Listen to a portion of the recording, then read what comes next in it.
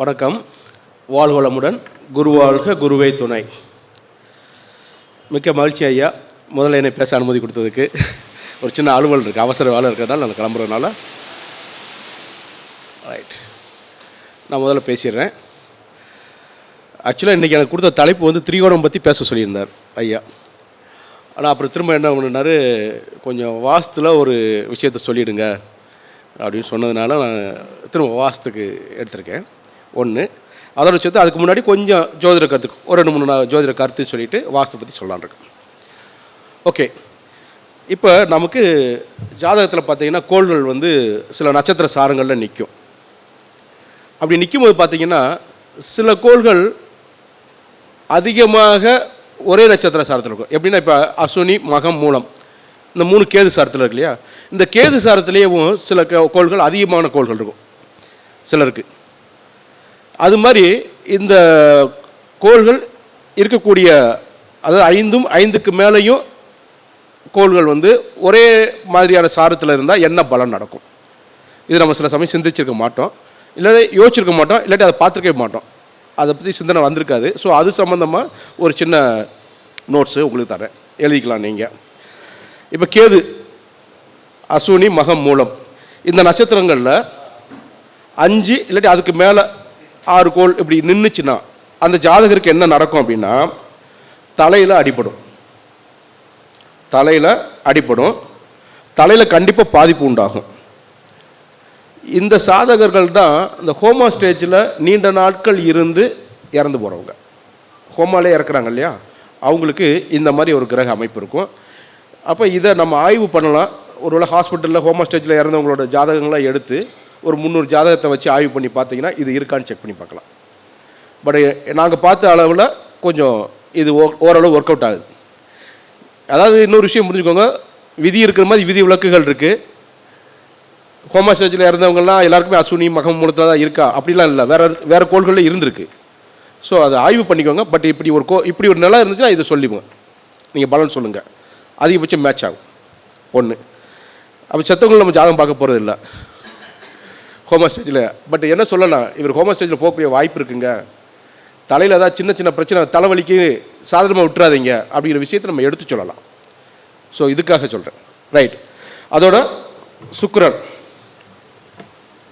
இந்த பரணி பூரம் பூராடம் இந்த நட்சத்திரங்களில் 5க்கு மேலே உள்ள கோள்கள் இருந்துச்சுன்னா அவங்களுக்கு வந்து கிட்னி வேலை செய்யாது. கிட்னி ஃபெயிலியர், கிட்னி பழுதடை, இது எல்லாமே இவங்களுக்கு தான் ஏற்படும். இருக்கான்னு செக் பண்ணி பாருங்கள். அப்புறம் சூரியன், கார்த்திகை, உத்திரம், உத்திராடம் இந்த நட்சத்திரங்களில் 5 கோள்களும் இல்லை அதுக்கு மேலே உள்ள கோள்கள் என்னென்னா வயிறு பெரிதாகும், வயிறு வந்து பெருசாகிடும், வயிற்றில் பாதிப்பு கண்டிப்பாக இருக்கும். செக் பண்ணி பாருங்கள். ஊசி போல் தொண்டை, ஊரணி போல் வயிறு அப்படின்னு ஒரு பழமொழி இருக்குது. அது வந்து இவங்களுக்கு பக்காவாக பொருந்தும். இருக்கான்னு செக் பண்ணி பாருங்கள். சிலருக்கு கழுத்து அப்படி நீளமாக இருக்கும், ஊசி மாதிரி இருக்கும், அவங்களுக்குலாம் அந்த சூரியனோட சாரத்தில் அதிகமான கோள்கள் இருக்கும். அடுத்து சந்திரன் சாரத்தில் ரோகிணி, அஸ்தம், திருவோணம் இந்த நட்சத்திரங்களில் 5 கோளும் 6 கோளும் இருந்தால் அவங்களுக்கு கண்டிப்பான முறையில் குளிர் காய்ச்சல், இதை வந்து அடிக்கொருக்க அவங்க மீட் பண்ணிக்கிட்டு இருப்பாங்க. இன்றைக்கி இந்த பாலச்சந்திரன் கூட பேசிக்கிட்டு இருக்கும்போது அவர் சொல்லிக்கிட்டு இருந்தார், அவருக்கு ஏதாவது ஒரு இது வந்துச்சுன்னா குளிர் காய்ச்சல் வருங்கன்னு டாக்டர்கிட்ட முன்னாடி சொல்லிடுவாரா. ஒருவேளை அவர் ஜாதகத்தில் இருக்கான்னு செக் பண்ணி பார்க்க சொல்லணும். அதை பற்றி பேசிக்கிட்டு இருந்தோம் இன்றைக்கி. பேசிக்கிட்டு சாதாரணமாக சொன்னார். அப்புறம் ஜன்னி வரும். யாருக்கு ஜன்னி வரும் அப்படின்னா இவங்களுக்கு ஜன்னி வரும், வலிப்பு நோய் ஏற்படும். ஸோ சந்திர சாரத்தில் அதிக கோள்கள் இருந்தால் அவங்களுக்கு ஜன்னி, வலிப்பு நோய், குளிர் காய்ச்சல் போன்றது தான் வரும், நீங்கள் தாராளமாக சொல்லலாம். அப்புறம் செவ்வாய், இவங்களுக்கு விஷ காய்ச்சல் ஏற்படும். மிருகசீரிசம், சித்திரை, அவிட்டம் இந்த நட்சத்திரங்களில் 5 கோளும் அதற்கு மேலும் உள்ள கோள்கள் இருந்தால் விஷ காய்ச்சல் இவங்களுக்கு ஏற்படும். அதனால் மரணம் கூட ஏற்படலாம், விஷக்காய்ச்சல் வரவங்களுக்கு மரணம் கூட ஏற்படலாம். அப்புறம் ராகு, திருவாதிரை, சுவாதி, சதயம் இந்த நட்சத்திரத்தில் 5 கோள்களும் மேலே இருந்துச்சு அப்படின்னா கீழ் உடல் இயக்கம் இல்லாமல் போகும். இந்த இடுப்பு கீழே உடம்பு இருக்கு இல்லையா, அவங்களுக்கு இயக்கம் இல்லாமல் போகிறதுக்கு வாய்ப்பு அதிகம். குருவோட நட்சத்திரத்தில் புனர்பூசம், விசாகம், புரட்டாதி இந்த நட்சத்திரங்களில் 5 கோளும் அதற்கு மேலும் இருந்தால் உடல் அதிக பருமன் அடையும். ரொம்ப தடிச்சமாக இருக்காங்க இல்லையா ஆட்கள், அவங்களுக்கு வந்து பார்த்திங்கன்னா இந்த கிரகங்களில் இந்த நட்சத்திரங்களில் கோள்கள் இருக்கும். அப்புறம் சனியோட நட்சத்திரம் பூசம், அனுசம், உத்திரட்டாதி. இவர்கள் வந்து அழித்தன்மை, இவர்களுக்கு வந்து அழித்தன்மை ஏற்படும். 5 கோளும் அதற்கு மேலும் இருந்தால் நீங்கள் கொஞ்சம் சொல்லி பார்க்கலாம், சாஃப்டானவங்க அப்படின்னு சொல்லலாம். ஆணாக இருந்தாலும் பெண் போல் ஆக்ட் பண்ணுவாங்க. சில சமயம் பெண்கள் வந்து ஆணா மாதிரி ஆக்ட் பண்ணுவாங்க. ஏன்னா அழித்தில் 2 பேர் இருக்காங்க, அழித்தன்மையில் 2 தன்மை இருக்குது. திருநங்கை, திருநம்பின்னு இருக்காங்க. ஸோ அவங்க அந்த மாதிரி ஒரு ஜெண்டரில் ஒரு மாற்றம் ஏற்படும். நம்ம இப்போ அழிங்கிற வார்த்தை பயன்படுத்துறது இல்லை, பட் அந்த ஜோதிடத்தில் அப்போ அந்த அழிங்கிற வார்த்தை தான் பயன்படுத்திருக்கு. ஏன்னா இப்போ தான் திருநங்கை, திருநம்பிலாம் பயன்படுத்துகிறோம், அதுக்காக சொல்ல வரேன். ஸோ முடவன் ஆறதும் அப்புறம் நொண்டின்னு சொல்லுவாங்க. இது எல்லாமே இந்த சனியோட சாரத்தில் அதிக கோள்கள் இருந்தால். அடுத்து புதன், இது சேம் தான், அழித்தன்மை அதிகமாக ஏற்படும் வாய்ப்பு உண்டு. ஸோ இதெல்லாம் கேதுலேருந்து புதன் வரைக்கும் உள்ள நட்சத்திரங்களில் கோள்கள் 5க்கு மேல் இருந்தால் ஏற்படக்கூடிய பலன் சொல்லி பாருங்கள், கரெக்டாகவே இருக்கும். சரி, அடுத்து இந்த தலையற்ற நட்சத்திரம் சொல்லக்கூடிய புனர்பூசம், விசாகம், புரட்டாதி இந்த நட்சத்திரங்கள் இருக்கு இல்லையா, இந்த புனர்பூச நட்சத்திரம் எதை அதாவது ஆளுமை செய்யும் அப்படின்னு பார்த்தீங்கன்னா, மார்பில் இருக்கக்கூடிய கொழுப்பு, மார்பில் வரக்கூடிய கொழுப்புகளை வந்து இந்த புனர்பூச நட்சத்திரம் தான் ஆளுமை பண்ணும். விசாக நட்சத்திரம் அடி வயிற்றில் இருக்கக்கூடிய கொழுப்பு, அடி வயிற்றில் இருக்கக்கூடிய கொழுப்பு. பூரட்டாதி நட்சத்திரம் காலில் உள்ள கொழுப்பு. இதெல்லாம் எதுக்கு சொல்கிறாருன்னா, அதில் இருந்துக்கிட்டு ஒரு கிரகம் தசா நடத்துது அப்படின்னு வச்சுக்கோங்களேன், அந்த கிரகம் சார்ந்த நோய் இந்த இடங்களில் ஏற்படும், இந்த கொழுப்பு கட்டி மூலமாக ஏற்படும். இப்போது சமீபத்தில் என்னோடய சொந்தக்கார ஒரு பொண்ணுக்கு வந்து ஒரு ஆப்ரேஷன் பண்ணாங்க. அதில் இந்த குருவோட நட்சத்திரத்தில் இருந்து ஒரு தசை இருக்குது. அது அந்த புனர்பூசம். ஏன் அப்படின்னா அது மார்பின் கொழுப்பை அது ஆள்றதுனால. ஸோ இதெல்லாம் ஒரு எடுத்துக்காட்டு. அடுத்து மார்பிளுங்க, மார்பில் கொழுப்பு கட்டி வருது பார்த்தீங்களா, அதெல்லாம் மார்பு பின்னாடி முதுகு பக்கமும் வச்சுக்கலாம் நீங்கள். அந்த மாதிரி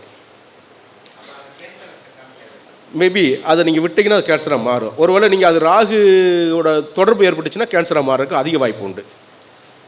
ஏன்னா குரு ராகு அந்த வேலையை செஞ்சிடும், பெருக்கிக்கிட்டே போயிடும்.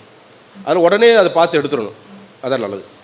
அப்புறம் உடலற்ற நட்சத்திரம் மிருகசீரிசம், இது தோள்பட்டை தசை, தோள்பட்டையில் இருக்கக்கூடிய தசைகளை இது வந்து ஆளுமை செய்யும். சித்திரை நட்சத்திரம் வயிற்றில் உள்ள தசை, அவிட்ட நட்சத்திரம் தொடையில் உள்ள தசை, இதெல்லாம் ஆளுமை செய்யுது. சரிங்களா? சரி சரி சார். மிருகசீரிடத்திற்கு வந்து தோள்பட்டை தசை, சித்திரை நட்சத்திரத்துக்கு வயிற்றில் உள்ள தசை, அவிட்ட நட்சத்திரத்துக்கு தொடையில் உள்ள தசை. அப்போ இந்த நட்சத்திரங்களில் இருந்து ஒரு கோள் தசை நடக்கும்போது இந்த இடத்துல பிரச்சனை வரும். விளக்குதா? பார்த்துக்கோங்க, எளிதாக சொல்லலாம். அப்புறம் காலற்ற நட்சத்திரம் கார்த்திகை நட்சத்திரம், முதுகுத்தண்டு நாளம், இந்த முதுகுத்தண்டு நாளம்னு சொல்லும் இல்லையா, அது வந்து இந்த கார்த்திகை நட்சத்திரத்தை ஆளுமை செய்யும். உத்திர நட்சத்திரம் இடுப்பு எலும்பு. அப்போ ஒருத்தருக்கு உத்திர நட்சத்திரத்துலேருந்து ஒரு கோள் தசை நடத்தினா அவருக்கு இடுப்பு எலும்பு சம்மந்தப்பட்ட விஷயத்தில் பிரச்சனை வரப்போகுது அப்படிங்கிறத நம்ம எடுத்து சொல்லலாம். முதுகு தண்டு நாளம்,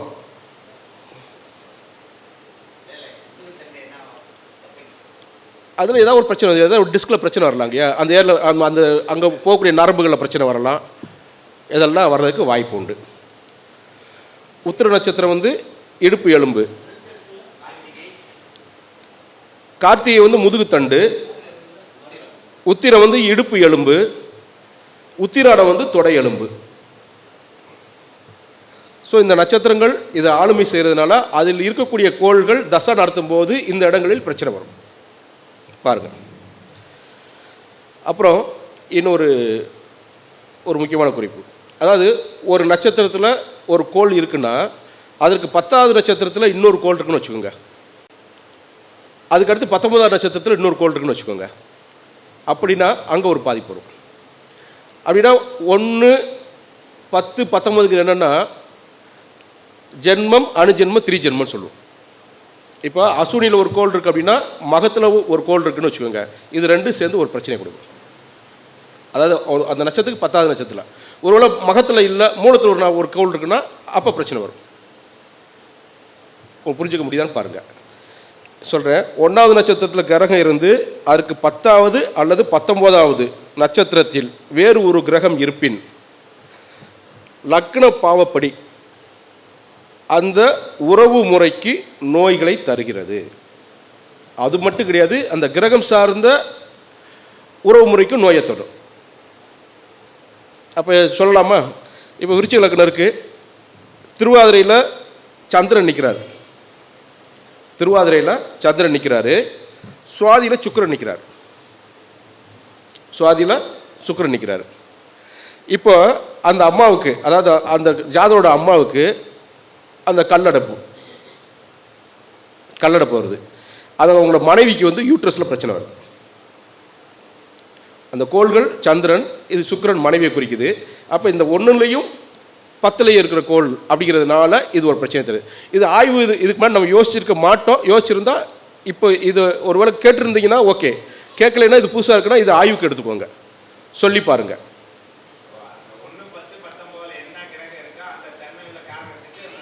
ஆமாம், இதை எப்போ வரலான்னு நம்ம யோசிச்சிங்கன்னா அதோட தசா புத்தி.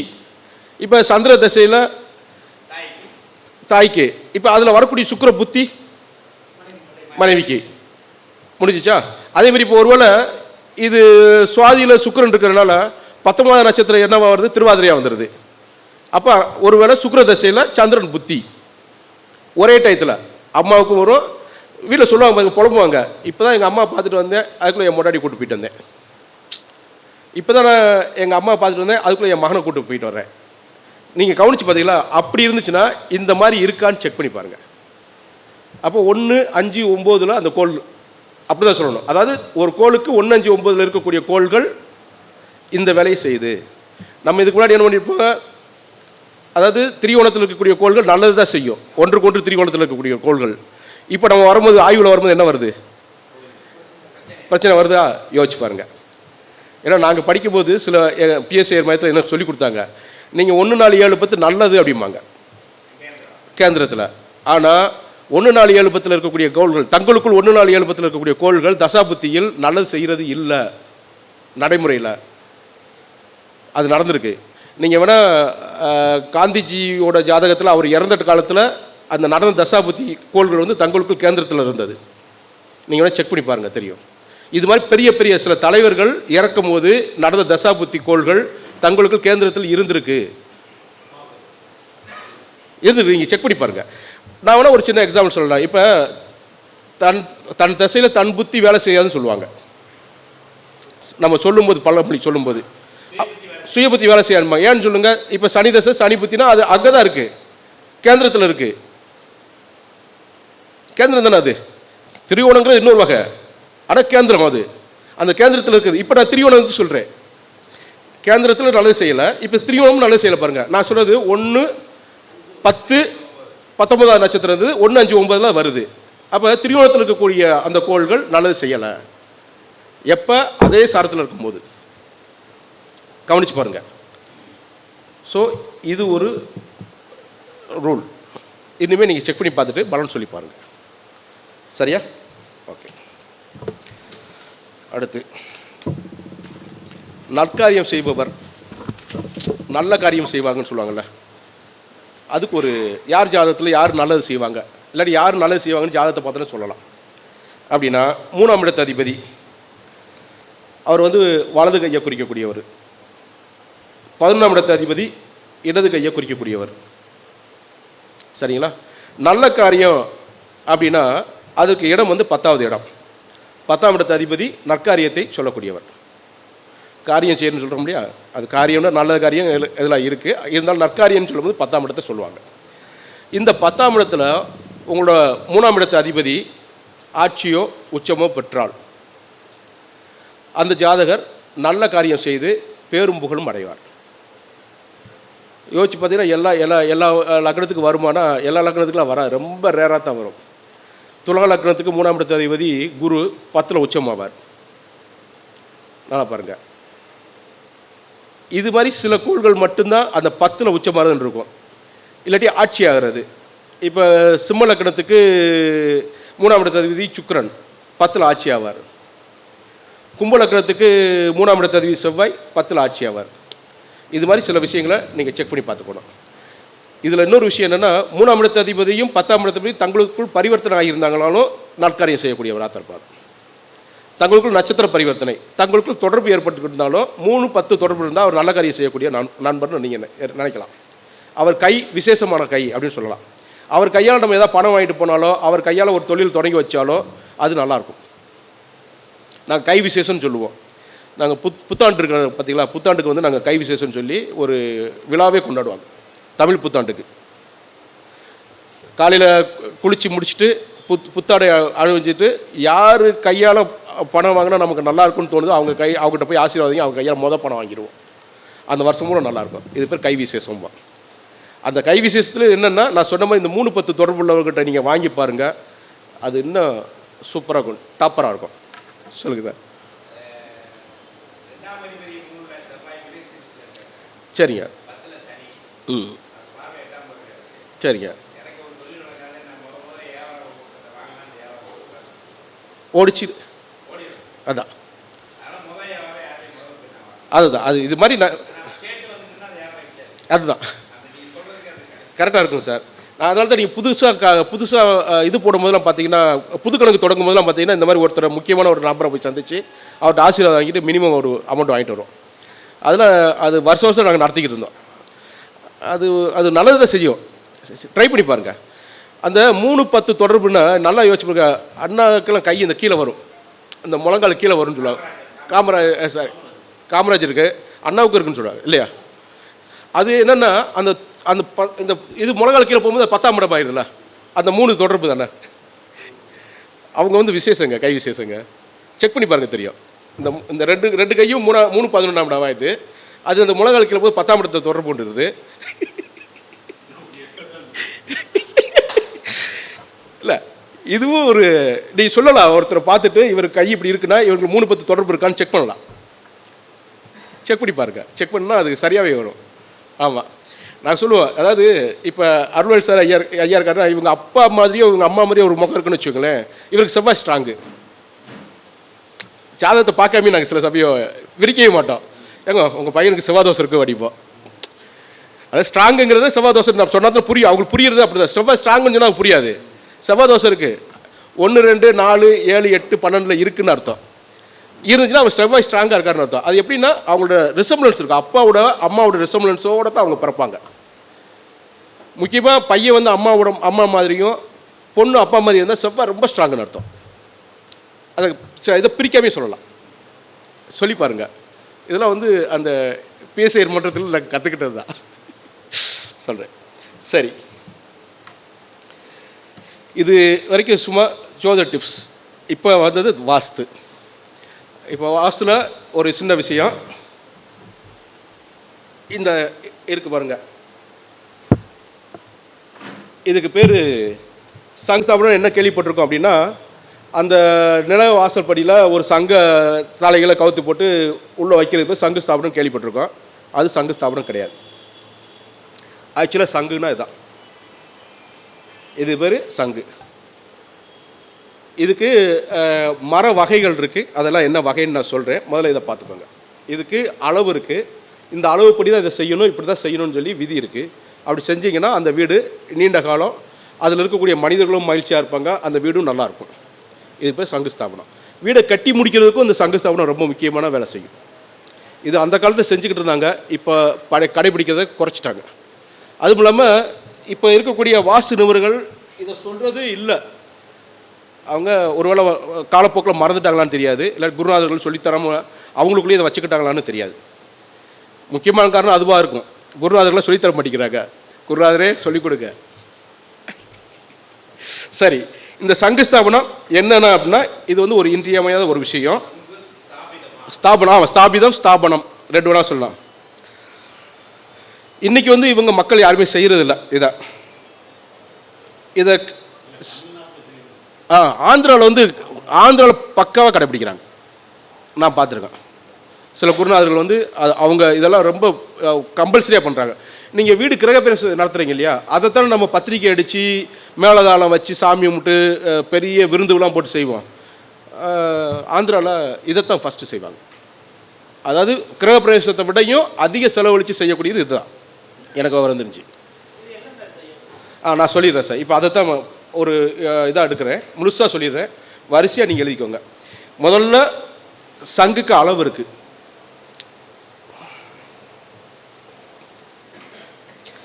வகை இருக்குது.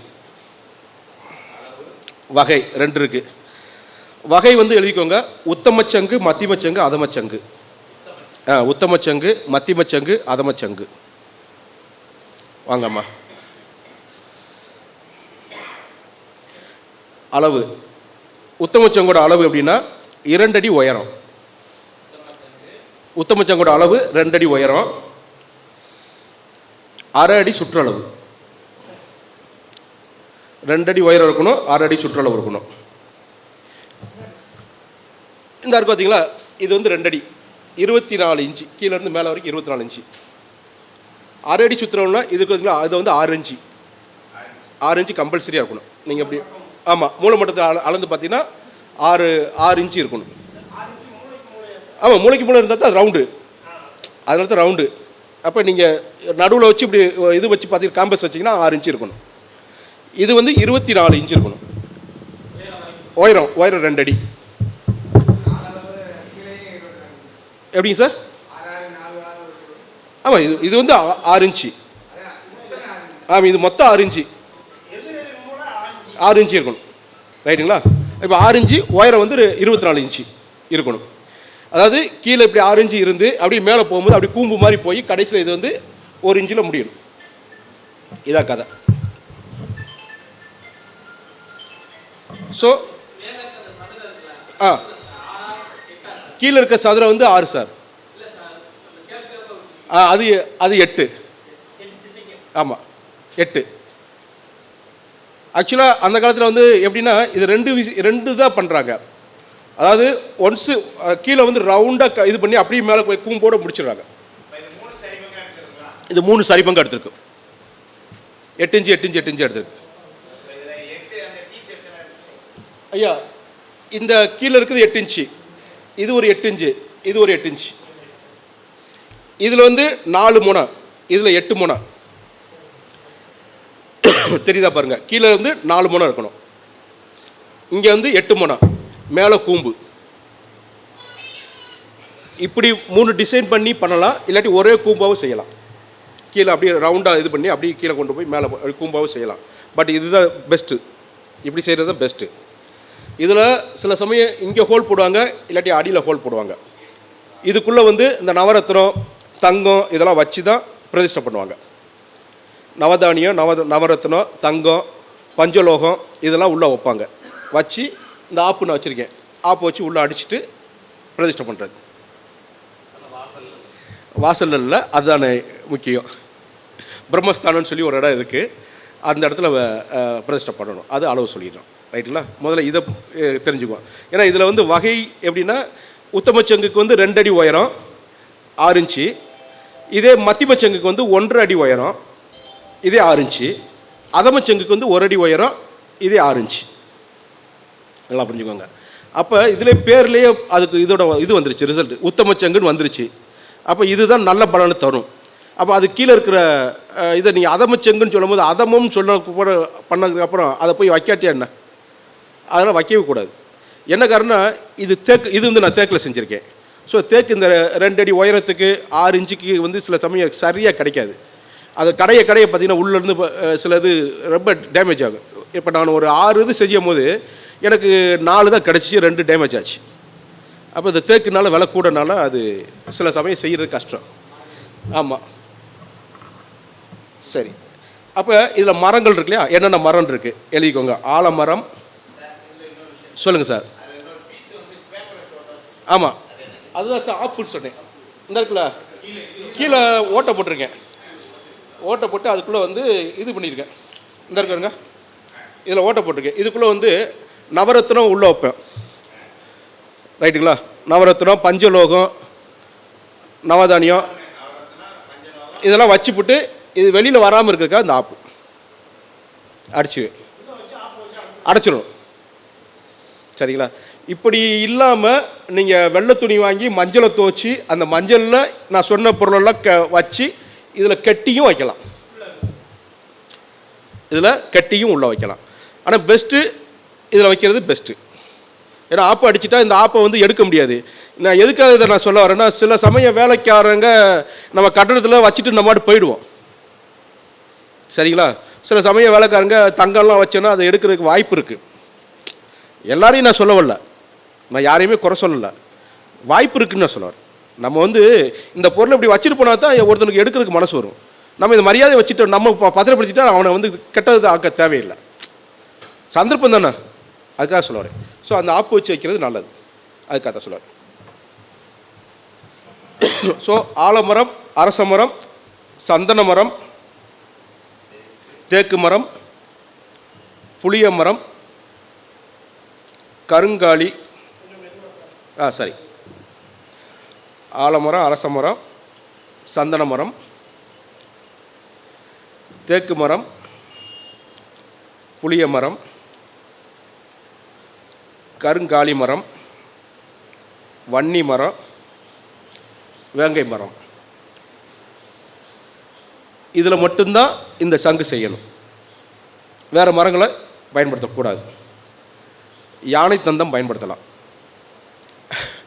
அது பொதுவாக கோயிலுக்கு வைக்கிறது சிறப்பு. கோயில் கட்டும்போது கண்டிப்பாக யானை தந்தத்தில் செய்யணும். அப்படி தான் அந்த கோயில் வந்து வாழையடி வாழையாக நீண்ட நெடுங்காலமாக வழி வழியாக கும்பாபிஷேகம் செஞ்சு நல்லா நிற்கும். அந்த காலத்தில் வாஸ்து செஞ்ச நிபுணர்கள் வந்து மனையடி சாஸ்திரம் செஞ்ச நிபுணர்கள் அதை செஞ்சாங்க. இன்றைக்கி வீட்டுக்கு வந்து வைக்கலாம், தப்பு இல்லை. எது யானை தந்தம் வைக்கலாம். பட் உங்களுக்கு 2 அடி கிடைக்குமா, அது இந்த மாதிரி செய்கிறதுக்கு கிடைக்குமா அப்படின்னு ஒன்று. இன்னொன்று பணம் ஒன்று. இன்னொன்று அது கவர்மெண்ட்லேருந்து தான் வாங்கணும். அந்த காதிகிராஃப்ட் அது பெரிய ரிஸ்க் இருக்குது. ஒருவேளை வசதி இருக்குது, நீங்கள் செய்ய முடியும்னு ஃபீல் பண்ணிங்கன்னா, பண்ண முடியும்னா பண்ணுங்கள், அது நல்லது. யானை தந்தத்தில் பண்ணுறது சிறப்பு. இன்னும் யானை தந்தங்கிற பேரில் வேறு எதாவது கிடைக்கும், அதெல்லாம் பண்ணிட வேணாம்.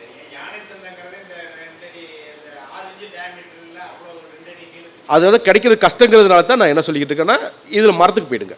நம்ம முதல்ல யானை தந்து யோசிக்க தேவையில்லையே, திரும்பவும் வேறு எதை கொண்டு இல்லைங்கய்யா. 6 இன்ச்சு இருந்தால் தான் நல்லாயிருக்கும். அதுதான் அது வழி. சரிங்களா? ஸோ யானை தந்தது செய்யலாம். சொல்லுங்கய்யா.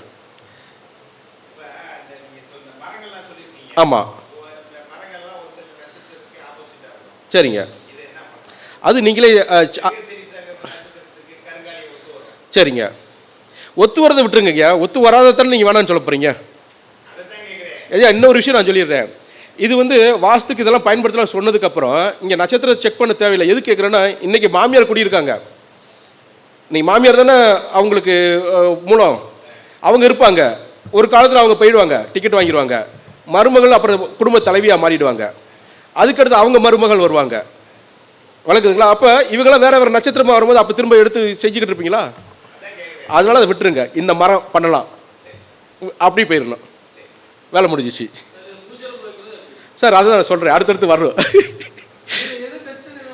சார். உங்கள் வசதி தான் சார். இப்போ சந்தன மரம் விலை கூட தான், உங்களுக்கு தெரியாதுல்ல. இது இது தேக்கு விலை கூட தான். இது நான் தேக்கு நான் செஞ்சுருக்கேன். இன்னொன்று தேக்குகளை கலர் கொண்டு வரவங்கள நம்ம ரொம்ப கஷ்டப்படணும். ஏன்னா நீங்கள் சும்மா பண்ணிட்டு வந்துட்டிங்கன்னா அது என்ன டல்லாக இருக்கும், நம்ம ஆளுங்க நம்பவே மாட்டான். அது கலர் கொடுக்குறதுக்கு ரொம்ப பரிசு போடணும், ரொம்ப வேலைலாம் இருக்குது. ஸோ இந்த மாதிரி விஷயம்லாம் இருக்கிறதுனால தேக்கு சந்தனம்லாம் நல்லது, சிறப்பு. உங்களுக்கு வசதியை பொறுத்து கிடைக்கிற மரங்களை பொறுத்து தான் நீங்கள் செய்ய போகிறீங்க. அந்த ஆசாரியை எது வேலை பார்க்குறதுக்கு விரும்புகிறாரோ அதுதான். ஆமாம், உண்மையை சொல்லப்போனால் அவர் என்ன பண்ணார் தெரியுமா? நீங்கள் என்னத்தை தான் போனாலும் உங்களை மண்டையை கழுவிடுவார். ஐயா இது சரி வராதியா, அது சரி வராதியான்ட்டுருவார். ஆமாம், அதுக்கு சொல்ல வரேன். ஆமாம், அது அதனால தான் உடைக்கிறது கஷ்டமாக இருக்குங்க. உடைக்க முடியாத தெரிச்சிருங்கய்யா. அதான் நான் சொல்ல. இப்போ 6 இதில் எனக்கு 4 தான் சிக்கிச்சு, 2 வந்து உடஞ்சிருச்சு. சரிங்களா? இல்லை சார், வேணாம் சார், பழசில் செய்யாதீங்க சார், புதுசே வாங்கி செய்யுங்க, அதான் சிறப்பு. சரிங்களா? ஓகே.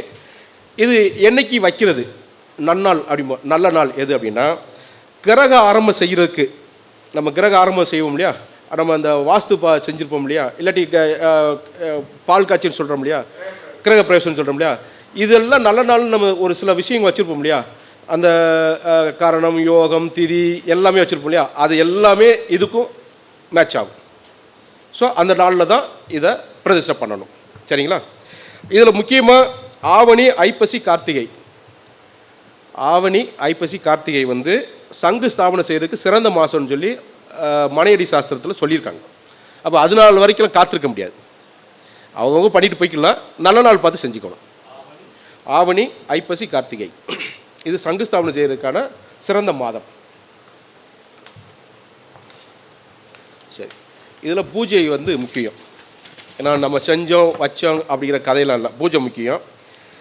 அப்போ பூஜைக்கு என்ன செய்யணும் அப்படின்னா, ஒரு மஞ்சள் துணியில் தங்கம், நவமணி, நவதானியம் இதை சேர்த்து கட்டி வச்சுக்கணும்.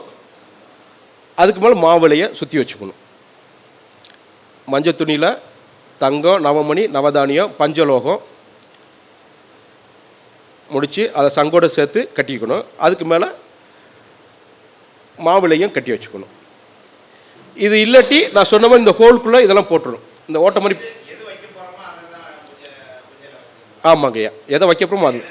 ஆமாம், நாங்களாம் இந்த நிலம் வைக்கும் போதெல்லாம் நாங்கள் என்ன, என் ஒய்ஃபோட மூக்குத்தி இருக்குதுல்ல, உடனே கழட்டி அது உடனே அடிச்சிடும் கீழே. அதாவது நாங்கள் தான் இங்கே இருக்க போகிறோம் அப்படின்னு சொல்லி உடனே ஒய்ஃபு மூக்குத்தி கழட்டி கொடுத்தாங்க. கழட்டி கொடுத்தோம் உடனே அந்த நிலைக்கு கீழே அடித்து நாங்கள் அதை பிரதிஷ்டை பண்ணோம். அந்த தங்கம் வைக்கணுங்கிறதுக்காக நாங்கள் ஒரு சார், அது நம்ம தங்கத்தை யூஸ் பண்ணிக்கலாம். நம்ம வீட்டில் சார் மோதிரத்தை கழட்டி உள்ள வச்சுருவாங்க. அப்படிலாம் இருக்காங்க ஆள், நான் பார்த்துருக்கேன். திடீர்னு அந்த இடத்துல ஒன்றுமே இல்லையா, பரவாயில்ல அந்த மோதிரத்தை கழட்டி உள்ளே வச்சுருவோம், நம்ம வீடு தானே அப்படின்னு. அதாவது அது வைக்கும் போதே சார் இன்னொரு விஷயம் கன்ஃபார்ம் ஆகிடும், அந்த வீடு உங்களுக்கு மட்டும் தான் சார் கன்ஃபார்ம் ஆகிடும். நல்லா புரிஞ்சுக்கிட்டீங்களா? இதை நீங்கள் யோசிச்சுக்கிட்டே இருந்தீங்கன்னா சரி கூடி சீக்கிரம் விற்க போகிறாங்கிற விஷயத்தை நீங்கள் நிமித்தத்தில் தெரிஞ்சுக்கலாம். இது ஒரு காரணம். அவங்க அதாவது யோசிக்காமல் கழட்டிக்கிறான் பாருங்க, சரி இது இவனுக்கு தான், இந்த வீடு ஃபுல்லாக இவன் ஆண்டு அனுபவிப்பான், உதவியாக சொல்லலாம். அவங்களோட பரம்பரையும் ஆண்டு அனுபவிக்கும். அதான் கதை. ரைட். சரி, ஸ்திர ராசியில் மட்டும்தான் சங்கு ஸ்தாபனம் செய்யணும். ஸ்திர ராசியில். அப்போ அந்த லக்னம் குறிக்கிறீங்க இல்லையா, அது ஸ்திர லக்னமாக இருக்கணும். ஏன்னா நீண்ட நெடுங்காலம் அங்கே இருக்கணும், ஸ்திரமாக இருக்கணுங்கிறதுக்காக ஸ்திர ராசியில் மட்டும்தான் சங்கு ஸ்தாபனம் செய்யணும். அடுத்து 4x4x4 அளவில் குழி தோண்டணும். அதாவது 4 அடி அகலம், 4 அடி ஆழம், 4 அடி உயரம், நீளம், அகலம், உயரம். இது வந்து 4x4x4 அடியில் குழி தோண்டணும். இந்த குழி தோண்டி முடிச்சதுக்கப்புறம் இந்த சங்கில் ஏற்கனவே நம்ம துணியில் கட்டி வச்சுருக்கோம், இல்லாட்டி இந்த ஓட்டைக்குள்ளே போட்டு வச்சுருக்கோம் இல்லையா, சந்தனம், மஞ்சள், குங்குமம்லாம் தடவி நேராத்தான் பிரதிஷ்டை பண்ணணும். அதை படுக்க வைக்கக்கூடாது, நின்ற வாக்கில் பிரதிஷ்டை பண்ணணும். அது நான் சொல்கிறேன், அதான் கடைசியாக வச்சுருக்கேன். சந்தனம், மஞ்சள், குங்குமம். ஆமாம், இதெல்லாம் ஆயத்தம். ஆமாம், மஞ்சளை பூசணும், சந்தனத்தை தடவணும், குங்குமத்தை இடணும், இதெல்லாம் இட்டு வைக்கணும். சரி, இப்போ இதை வைக்கிறதுக்கு முன்னாடி வாழையில் நுனி வாழை இடம் எடுக்கணும். அதில் வந்து நெல்லை பரப்பணும். இந்த நெல்லை பரப்புனதுக்கப்புறம் அதில் வந்து ராசி சக்கரத்தை வரையணும். நெல்லை பரப்பி ராசி சக்கரத்தில் வரையணும். வரைஞ்சதுக்கப்புறம் இப்போ உங்கள் வீடு வந்து ஏற்கனவே ஃபிக்ஸ் பண்ணியிருப்போம், கிழக்கு பார்த்த வாசலாக மேற்கு பார்த்த வாசலாக கிழக்கு இது பண்ணியிருப்போம் இல்லையா. இப்போ கிழக்கு பார்த்த வாசலாக இருந்தால் இந்த சங்கை எப்படி வச்சு பூஜை பண்ணணும்னு சொல்லியிருக்கு. இந்த ராசி சக்கரம் இருக்கு இல்லையா, இந்த ராசி சக்கரத்தில் கிழக்கு தசை வாசலுக்கு வாழை இலையில் சிம்ம ராசி இருக்கும் இல்லையா, வரைஞ்சிருக்கும் இல்லையா, அந்த சிம்ம ராசியில் சங்கோட கீழ்ப்பகுதி, இது சங்கோட கீழ்ப்பகுதி. அப்போ சிம்ம ராசியில் சங்கோட கீழ்ப்பகுதியும், அதுக்கு நேர் 7வது ராசியான கும்பராசியில் இந்த சங்கோட நுனிப்பகுதியும் இருக்கிற மாதிரி பூஜை பண்ணணும். அப்போ பூஜை பண்ணுறது கூட நீங்கள் சங்கம் வாங்கிட்டோம் ஸ்தாபனம் பண்ணிட்டோங்கிற கதையெல்லாம் இங்கே இருக்குல்ல, இதை பூஜை பண்ணுறதுக்கும் விதி இருக்குது. இப்படித்தான் பூஜை பண்ணணும். அப்போ கிழக்கு பார்த்த வாசலுக்கு சிம்மராசியில் சங்கோட அடிப்பகுதி, கும்பராசியில் சங்கோட நுனிப்பகுதி இருக்கிற மாதிரி வைக்கணும். ஒரு இலை போதுங்கய்யா. நீங்கள் வேணால் 3-4 இலை விரிச்சிக்கலாம். பெரிய இலையாக இருந்தால் இப்போ கேரளாவில் இருக்கு. ஆமாம் இருக்கு. நாங்கள் அது என்ன சொல்லுவோம், வாழை இலை குளியலுக்கு போகும்போது ஒரே இலையில் எங்களை படுக்க வச்சுருவாங்க. கீழே ஒரு இலையை போட்டிருப்பாங்க, மேலே ஒரு இலையை வச்சு கட்டி போட்டுருவாங்க எங்களை. அப்போ 6 அடி 7 அடி உயரத்துக்கு இலை இருக்குது. பட் நம்ம அது கிடச்சி தான் செய்யலாம், இல்லாட்டி நீங்கள் அடிஷனலாக இலையை சேர்த்துக்கலாம். ஆனால் நுனி இலையாக சேர்க்கணும், அதை மனசில் வச்சுக்கோங்க. சரி, இப்போ மேற்கு பார்த்த தசைக்கு வீடு கட்டுறீங்க அப்படின்னா இந்த கும்பம் இருக்கு இல்லையா, கும்பத்தில் கீழ்ப்பகுதி இருக்கணும், சிம்மத்தில் வந்து நுனிப்பகுதி இருக்கணும்.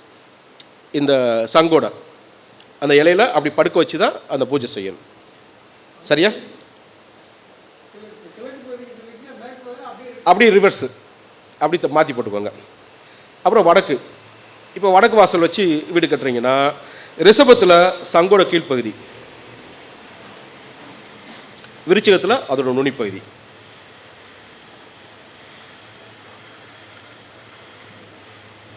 தெற்கு பார்த்த வாசலுக்கு விருச்சிகத்தில் கீழ்ப்பகுதியும் ரிஷபத்தில் நுனிப்பகுதியும் இருக்கணும்.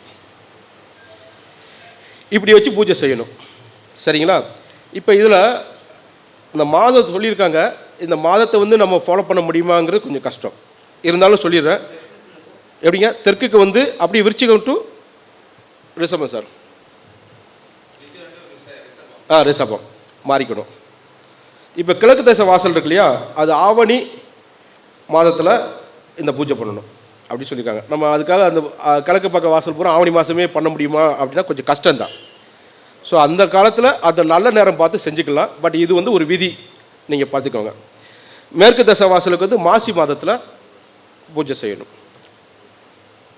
வடக்கு பார்த்த வாசலுக்கு வைகாசி மாதத்தில் பூஜை செய்யணும். தெற்கு பார்த்த வாசலுக்கு கார்த்திகை மாதத்தில் சங்கு பூஜை செய்யணும். வடக்குங்க, வடக்கு வைகாசிங்க, தெற்குக்கு கார்த்திகை. சரி, இப்போ கேட்டிங்களா, இடம் கேட்டிங்க இல்லையா, இடம் எழுதிக்கோங்க.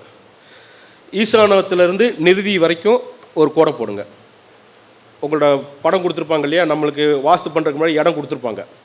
அதில் கட்டட அளவு நம்மளுக்கு கொடுத்துருப்பாங்க இல்லையா, கட்டடம் இது 30க்கு 40, 40க்கு 30 இப்படி தான் ஒரு கணக்கு நம்மளுக்கு கொடுத்துருப்பாங்க இல்லையா.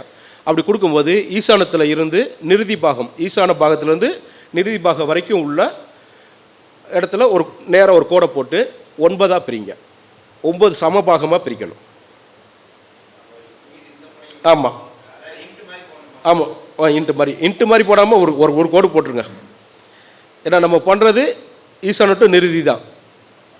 சரிங்களா? இந்த ஆமாம், அது வருது, சென்ட்ரு வருது, இதான் 9 பாகமாக பிரிச்சிட்டிங்க. இப்போ ஈசானத்துலேருந்து 5ஆவது பாகத்தை எடுத்துக்கோங்க. இந்த 5ஆவது பாகத்தையும் 3ஆக பிரிக்கணும். 5ஆவது பாகத்தையும் 3ஆக பிரிக்கணும். 3ஆக பிரிச்சுட்டு வாஸ்து பகவான் தலை, ஆமாம் 5ஆவது பாகம், ஈசானத்துலேருந்து 5ஆவது பாகம் எடுத்து அந்த 5ஆவது பாகத்துலேயும் 5ஆவது பாகத்தை 3ஆக பிரிக்கணும். பிரிச்சுட்டு வாஸ்து பகவானோட தலை, எப்பயுமே நீங்கள் ஒரு படம் பார்த்துருப்பீங்க, வாஸ்து பகவான் சொல்லி ஒரு படம் போட்டிருப்பாங்க. அந்த 64 பிரித்து தலை வச்சு காலை நீட்டிருக்க மாதிரி போட்டிருப்பாங்க. அது தலை பாகம் ஈசானத்தில் இருக்கிற மாதிரி இருக்கும், கால் பாகம் வந்து அந்த நிறுதியில் இருக்கும். சரிங்களா? கண்ணின்னு சொல்லக்கூடிய நிறுதியில் இருக்கும். அப்போ இந்த 5ஆவது பாகத்தில் 3ஆக பிரித்ததில் முதல் 2 பாகத்தை விட்டுட்டு 3ஆவது பாகத்தில் தான் இதை பிரதிஷ்டை பண்ணும். ஈசானத்தில் இருக்கக்கூடிய முதல் 2 பாகத்தை விட்டுட்டு அதுக்கு கீழே உள்ள 3ஆவது பாகத்தில் இதை பிரதிஷ்டை பண்ணணும். அந்த 3ஆவது பாகத்தில் தான் நான் சொன்ன இந்த 4க்கு 4க்கு 4 அப்படின்னு சொன்னேன் இல்லையா, 4 அடி நீளம், 4 அடி அகலம், 4 அடி ஆழம் தோண்டி இதை பிரதிஷ்டை பண்ணணும். வழக்கு தான் பாருங்கள்.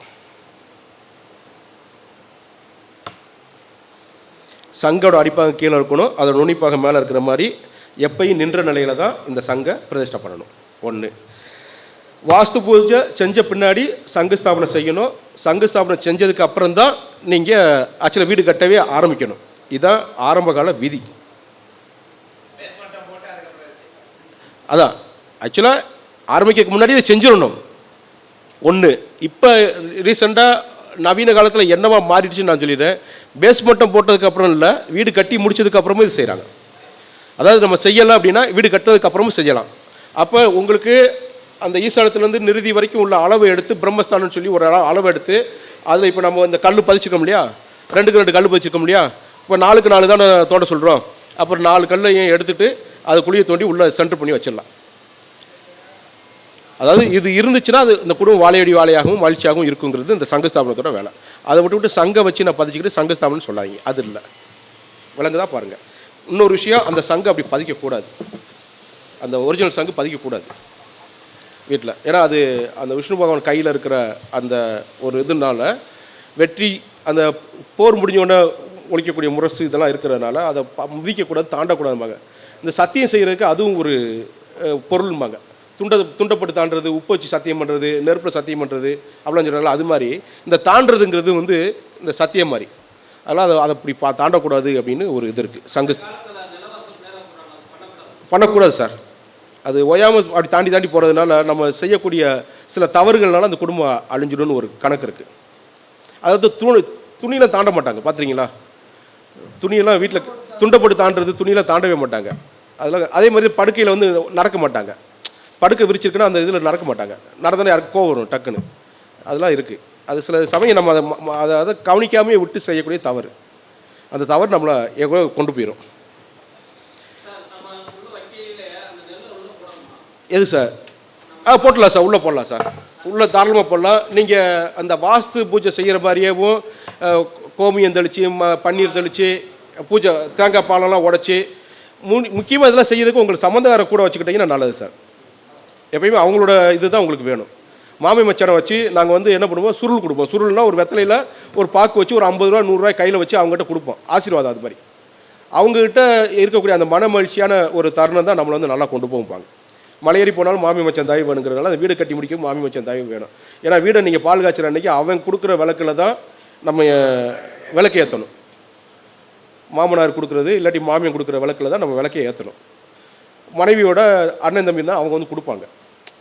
இதெல்லாம் வந்து ஒரு நடைமுறை. அதெல்லாம் மாமி மச்சானை வச்சுக்கிட்டு அந்த இதை செய்யுங்க.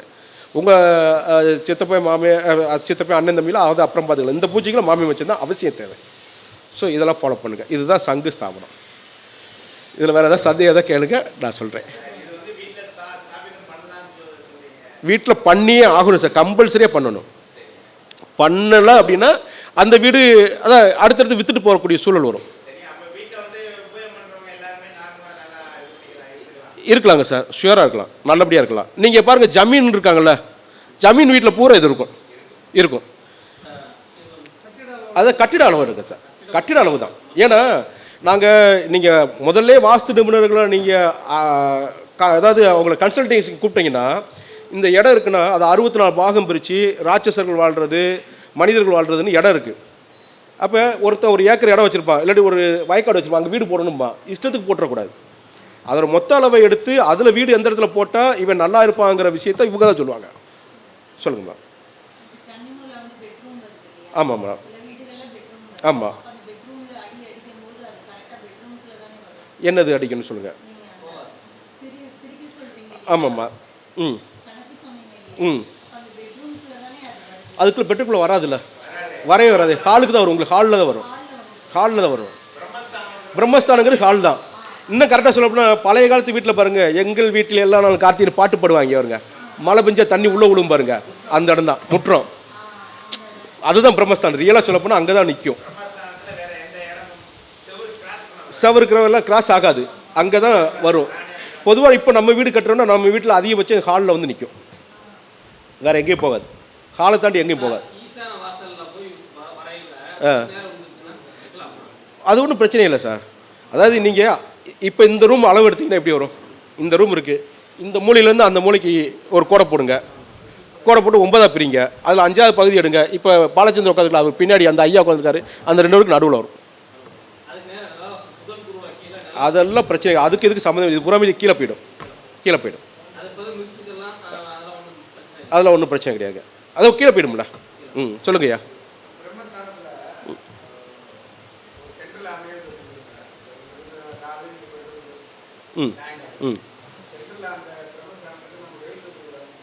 ஆமாம் சார். நிலம் வரக்கூடாது தான் சார். சுவர் இருந்தால் தானே வரும். ம், அது ஒன்றும் பிரச்சனை இல்லைங்க சார். நீங்கள் அதை என்ன சார் இப்படி நீங்கள் கேட்குற கேள்விக்கெல்லாம் இந்த கற்பனையாக சொல்கிறத விட நேரில் பார்த்தா தான் ரியலாக வந்து இது சரி இல்லைன்னு சொல்ல முடியும். நான் இங்கே வந்து நான் சரின்னு சொல்லிட்டேன் இல்லை இல்லைன்னு சொல்லிட்டேன்னா இதவே நீங்கள் நம்பிக்கிட்டு அவர் சொல்லிட்டாரு அப்படின்னு சொல்லிடக்கூடாது. சில விஷயங்களில் அனுபவபூர்வமாக அங்கே போய் உட்காந்து பார்த்தா தான் தெரியும். ஆமாம், ஓகே. இல்லை பொதுவாக அங்கே வராது சார், அப்படி வரவே வராது, மேக்ஸிமம் வரக்கூடாது. ஆமாம் வராது, மேக்ஸிமம் வரவே வராது சார். ஒருவேளை நீங்கள் இந்த ஒரு என்ன சொல்ல ஒரு போர்ஷன் உள்ளதாக இருந்தால் தான் வர்றதுக்கு வாய்ப்பு உண்டு நெட்டில். இப்போ இதே ஒரு போர்ஷன் வச்சுக்கலாம், இந்த ஒரு போர்ஷன் இருந்தால் சில சமயம் வர்றதுக்கு வாய்ப்பு உண்டு. அப்படி இருந்துச்சுன்னா அதைத்தான் நீங்கள் வாஸ்து நிபுணரை கன்சல்ட் பண்ணிங்கன்னா அவங்க செக் பண்ணுவாங்க, அட்ஜஸ்ட் பண்ணி கொடுப்பான். ஆமாம், சவரை அட்ஜஸ்ட் பண்ணுவான். 2 அடி முன்னையோ 2 அடி பின்னாடியோ போயிடும். எங்கிட்ட கூடி குறையுதோ கண்டிப்பாக செய்யும். அதனால தான் முதல்ல இருந்தே நீங்கள் வாஸ்து நிபுணரை கன்சல்ட் பண்ணுங்கள். நீங்கள் அதாவது படம் வரைபட டிடி போட்டு கொடுத்துருவான், டெக்னிக்கல் டிராவிங்கில் அவன் போட்டு கொடுத்துருவான் படத்தை. அதை நம்ம திருத்தணும், திருத்தி முடிச்சுக்கப்போ இது அவன் போட்டு தரணும். அப்புறம் தான் ப்ளூ பிரிண்ட்டே எடுக்கணும்.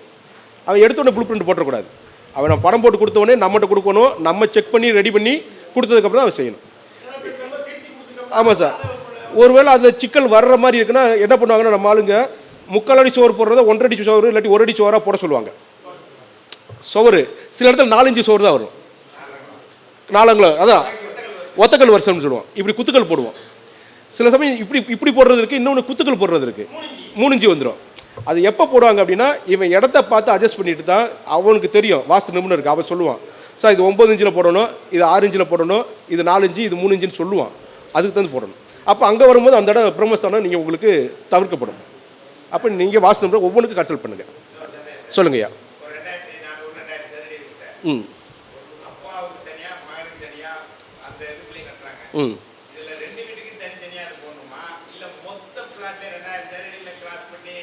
இல்லை சார், தனித்தனியாக தான் போடணும். வீட்டுக்கு தனித்தனியாக தான் போடணும். 2 போர்ஷன் தனித்தனியாக தான் போடணும். போட்டால் தான் நல்லாயிருக்கும். ஏன்னா நீங்கள் அது போடும் போதே ஒரு பிரச்சனையும் இருக்கும். நீங்கள் இது போர் போடுறதுலே பெரிய சிக்கல் வரும் ஒன்று. அதனால் முடிஞ்ச அளவுக்கு 2ஆக பிரித்து 2 போர் போட்டிங்கன்னா நல்லாயிருக்கும். தனித்தனியாக இருந்தால் எப்பயுமே நல்லது சார். நான்லாம் பத்திரம் பதியும் போதெல்லாம் 4 பிளாட் வாங்கினா 4 பத்திரம் போடுவேன். 2 பிளாட் வாங்க 2 பிளாட் 2 தனித்தனி பத்திரம் போடுவேன். அவர் இவர் இருக்கார் பதிகிறவர், ஏன்ப்பா உயிர் எடுக்கிறோம்மா சார், இது என்னோடய விருப்பம். 4 பத்திரம் நான் எக்ஸ்ட்ரா தானே காசு கட்டுறேன், எதுக்குண்ணா நாளைக்கு ஒன்று வேணும்னு வச்சுக்கோங்க, தூக்கி போட்டு போய்கிட்டே இருக்கணும். பண்ணுறாங்க சார். பாருங்கள் அதில் பாருங்கள் 4 பேரில் யார் நல்லா இருக்கான்னு பாருங்கள். அந்த சிக்கல் இருக்குது. அந்த 2 வீடு 3 வீடு 4 வீட்டுக்கெல்லாம் ஒரே போர் போகும்போது சில சிக்கல் இருக்குது. அதை நம்ம நேரில் போய் தான் பார்க்க முடியும். இருக்குது சார். அது பெரிய காம்பவுண்டாக இருந்தால் பிரச்சனை இல்லை. ஒரு சின்னதாக இருந்துச்சுன்னா அதில் சிக்கல் வரும். அதில் ஒருவேளை இதை சோகத்தை அடைச்சிட்டாங்கன்னு வச்சுக்கோங்க, பெருஞ்சிக்கல். அது சொல்ல வரேன். அதெல்லாம் பார்த்து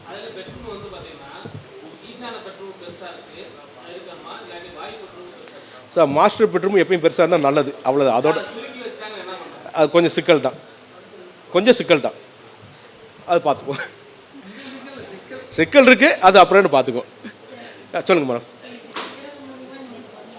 ம் ஆமாம், அதான் மகிழ்ச்சி, அந்த குடும்பம் மகிழ்ச்சியாக இருக்கிறதுக்கு இது அவசியம் தேவை மேடம். ம் போடக்கூடாது சார். அதான் சார் போடக்கூடாது, ஷுவராக போடக்கூடாது. சில இடங்களில் ஒரு மாற்று வழி சொல்கிறாங்க. பட் எனக்கு வந்து அதில் வந்து உடன்பாடு இல்லை. என்னென்னா அங்கேருந்து ஒரு சின்ன மோட்டரை போட்டு ஈசான மூலையில் ஒரு தண்ணியை நிரப்பி அதை திரும்ப டேங்க் ஏற்றலாங்கிறாங்க. என்ன சொல்கிறேன், நீங்கள் அதை ஒரு முறைப்படி சாமியை கும்பிட்டு கங்காவுக்கு அந்த தண்ணியை எடுத்து கொண்டு போய் பிள்ளையாருக்கு அபிஷேகம் பண்ணிவிட்டு அதை முறைப்படி சாமியை கும்பிட்டு மூடிடணும் சார். எடுத்தோடனே மூடிடக்கூடாது, டப்புன்னு மூடிடக்கூடாது. எப்படி முதல் தண்ணியை எடுத்து கொண்டு போய் பிள்ளையாருக்கு கொடுக்குறீங்களோ அதே மாதிரி கடைசி தண்ணியும் எடுத்து கொண்டு போய் ஒரு சாமிக்கு கொடுத்துட்டு முறைப்படி அதை மூடிட்டு திரும்ப புது போர் போடணும்.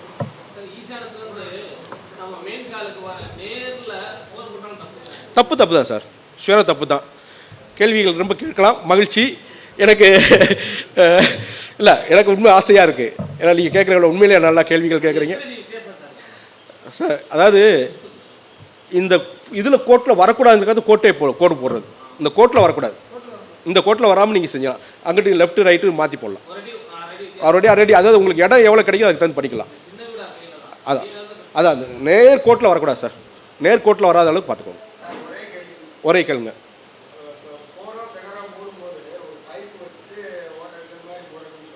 சரிங்க சார், அப்படிலாம் பண்ண வேணாம் சார், திரும்ப அது ஓப்பனில் தான் இருக்குன்னு அர்த்தம்.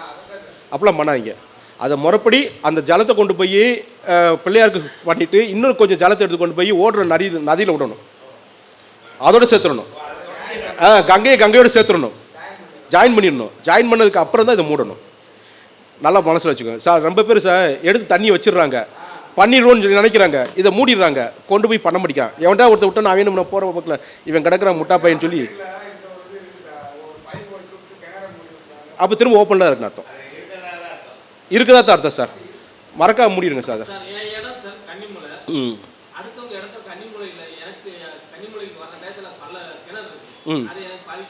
அப்படி சார் சார் உங்கள் ப்ரீமிசஸ் வேறு, அவங்க ப்ரீமிசஸ் வேறு சார். உங்கள் ப்ரீமிசஸ்க்கு மட்டும்தான் உங்கள் வாஸ்து, அடுத்த ப்ரீமிசஸை பற்றி நீங்கள் யோசிக்காது. ஏன்னா ரொம்ப பேர் அதை என்ன சொல்கிறாங்க, நம்ம ஜோதிடத்தில் சொல்லிக்கிருக்காங்க, நமக்கு ஈஸ்வர மூலம் வந்து அவனுக்கு இந்த அந்த மூலையாக இருக்குது இந்த மூலையாக இருக்குது, அதை விடுங்க. உங்கள் இது இருக்குல்ல பத்திரத்தில் எது உங்கள் இடம் அது மட்டும் தான் உங்களுக்கு வேலை செய்யும். அது பொது வேறு சார். சார் அப்படி பொதுலாம் நீங்கள் வந்துட்டீங்கன்னா உங்களுக்கு ஒரு சில விஷயம் இருக்குது. நீங்கள் எங்கே குடியிருக்கணும் அப்படின்னு சொல்லி ஒரு விதம் இருக்குது. நீங்கள் அங்கேயா குடியிருக்கீங்க? நல்லா பாருங்கள், வாணிபம் செய்கிறவங்க ஒரு ஒரு பகுதியில் இருக்கணும், ப்ரீஸ்ட்லாம் ஒரு பகுதியில் இருக்கணும், அப்படிலாம் இது இருக்குது. நம்ம அதை ஃபாலோ பண்ணுறோமா? மாட்டோம். அதனால் நீங்கள் அதை விட்டுருங்க. எப்போ நீங்கள் அங்கே ஃபெயிலியர் ஆகுறீங்களோ மொத்தமாக ஃபெயிலியர் ஆகிடுச்சு, அதனால் இதை விட்டுருங்க. இன்னொரு விஷயம் சார், நடுவில் கோயில், ஊருக்கு நடுவில் கோயில் இருந்தால் உங்கள் வீடு வாசல் கோயிலை பார்த்துருக்கணும். நீங்கள் எந்த வீட்டில் எங்கிட்ட வேணால் வீடு கட்டுங்க. இப்போ பிரம்மஸ்தானத்தில் கோயில் இருக்கும் ஒரு ஊருக்குள்ளே. இப்போ வடக்கு பக்கம் உள்ளவங்க பூராமே கோயிலுக்கு வடக்கு பக்கம் உள்ளவங்களாம் தெற்க பார்த்து தான் வீடு கட்டணும். ஒருவேளை அவன் பிளாட்டு அங்கிட்டு பிரிச்சிருந்தா கூட இங்கிட்ட தான் கட்டணும்னு சொல்லி விதி இருக்குது. சாமியை பார்த்து தான் நீங்கள் வீடு கட்டணும். கிழக்கு பக்கம் உள்ளவங்க பூராமே மேற்கு பக்கம் பார்த்து வீடு கட்டணும். மேற்கு பக்கம் உள்ளவங்கள கிழக்கு பார்த்து வீடு கட்டணும். தெற்கு உள்ளவங்கள வடக்கு பார்த்து வீடு கட்டணும். யார் கட்டியிருக்கோம் பாருங்கள். தெற்கு பக்கம் பின்னாடி போனோடனே 2 லைன் இருக்குது. ஒரு வீடு சாமியை பார்த்துருக்கு, ஒரு வீடு தெற்க பார்த்துருக்கு. மாறி போச்சா? ஸோ அங்கே அதெல்லாம் விட்டுருங்க. உங்கள் ப்ரீமிசஸ்க்குள்ள உங்கள் வாஸ்து நல்லா கண்டுபிடி பாருங்கள். அதான் அதனால் உங்கள் ப்ரீமிசஸில் உங்கள் வாஸ்துப்படி நல்லபடி பண்ணிக்கோங்க, உங்களுக்கு நல்லாயிருக்கும். மற்றவங்களுக்கு நீங்கள் யோசிக்காதீங்க. அவ்வளோதான் சார். மகிழ்ச்சி. இந்த வாய்ப்பளித்த ஐயா வாஸ்து சாம்ராட் புலவர் நாமுனி சண்முகவேல் ஐயா அவர்களுக்கு நான் மீண்டும் நன்றியை வணக்கத்தை தெரிவிச்சுக்கிறேன். ஒருவேளை இந்த